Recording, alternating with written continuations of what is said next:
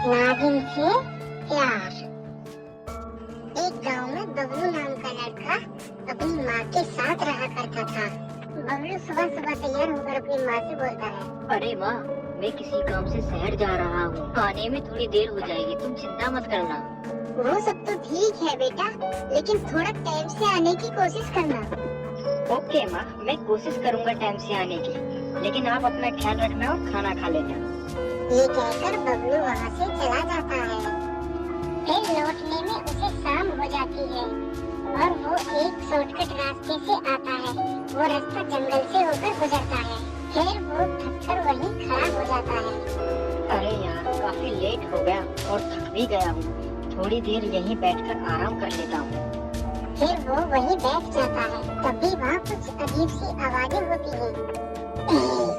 कौन है तू, यहाँ क्या कर रहा है? तभी बबलू खड़ा होकर अपने चारों तरफ देखता है। कौन हो तुम और ये छुप छुप कर क्यों बोल रहे हो? सामने आओ मेरे। अरे तुम कौन हो और इतनी रात को जंगल में क्या कर रही हो? मैं एक नागिन हूँ और तू इस जंगल में इतनी रात को क्या कर रहा है मूर्ख? मैं किसी काम से बाहर गया था, लौटने में मुझे देर हो गई, इसी वजह से यहाँ फंस गया। क्या तुम नहीं जानते यहाँ जो भी आया वो आज तक लौट के नहीं गया? अरे पर मैं यहाँ आया नहीं हूँ, मैं तो यहाँ गलती से फंस गया हूँ। मुझे खुद घर पहुँचने की जल्दी है, मेरी माँ मेरा इंतजार कर रही होगी। तो फिर चला जा यहाँ से और दोबारा कभी रात को यहाँ मत आना, अगर अपनी जिंदगी प्यारी हो तो। फिर वो नागिन वहाँ से गायब हो जाती है। आज तो जान बच गई, पता नहीं कौन थी ये। अब मुझे यहाँ से चलना चाहिए, माँ इंतजार कर रही होगी घर पर। फिर बबलू वहाँ से चला जाता है और कुछ देर बाद वो अपने घर अपनी माँ के पास पहुँच जाता है। तभी उसकी माँ बोलती है, बेटा बबलू, बहुत देर लगा दी तुमने, कहाँ रह गए थे? माँ, मैं लौटते वक्त एक जंगल में फंस गया था, बस इसीलिए देर हो गई। बेटा मैंने तुमसे कितनी बार कहा है उस जंगल में मत जाया करो, वो ठीक नहीं है। अरे माँ, पर उस जंगल में ऐसा क्या है जो तुम मुझे हमेशा वहाँ जाने से रोकती हो? तुम बस इतना समझ लो कि आज के बाद तुम उस जंगल में कभी नहीं जाओगे। बेटा वो अच्छी जगह नहीं, वो जगह एक शापित है। अपनी माँ की बात सुनकर बबलू वहाँ से चला जाता है और फिर अपने घर के पीछे आकर बैठ जाता है और वहीं बैठकर सोचता है। न जाने कौन थी वो, उसे देखकर लगता है जैसे आसमान से कोई परी उतर आई हो। मैं तो उसमें खो ही गया हूँ। कल सुबह फिर से मैं उस जंगल में जाऊंगा। फिर अगले ही दिन बबलू सुबह सुबह तैयार होकर फिर से वही उसी जंगल में जाता है। फिर चलते चलते थोड़ी देर बाद वो उसी जंगल में पहुंच जाता है। फिर वो वहीं खड़ा होकर अपने चारों तरफ देखता है।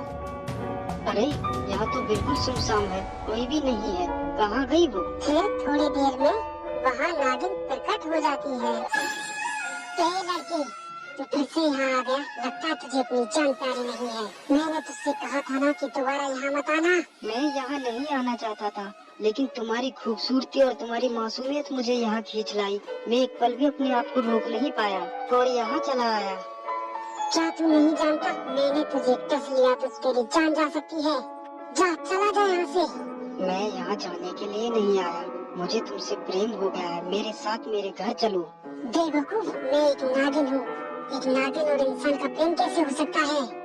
क्यों नहीं हो सकता? अगर भगवान की मर्जी हो तो सब कुछ हो सकता है। पागल मत बनो मूर्ख इंसान, मैं एक जहरीली नागिन हूँ। मुझे इससे कोई फर्क नहीं पड़ता। अगर तुम मेरे साथ मेरे घर नहीं चलोगी तो मैं यही सर पटक पटक कर अपनी जान दे दूंगा। अजीब इंसान है, पागल हो गई हो क्या? तुम क्यों एक नागिन के पीछे मरना चाहते हो? अब मेरी जिंदगी और मौत सिर्फ तुम हो। तो फिर ठीक है, मैं अभी अपना रूप बदलती हूँ। तभी नागिन एक कन्या का रूप धारण कर लेती है। अब ठीक है, मुझे देखकर कोई नहीं कह सकता मैं नागिन हूँ। इस रूप में तो तुम और भी ज्यादा सुंदर लग रही हो। क्या सच में? मेरी एक बात का ध्यान रखना, कभी भी किसी को पता नहीं चलना चाहिए कि मैं एक नागिन हूँ, ठीक है? अब चले क्या? फिर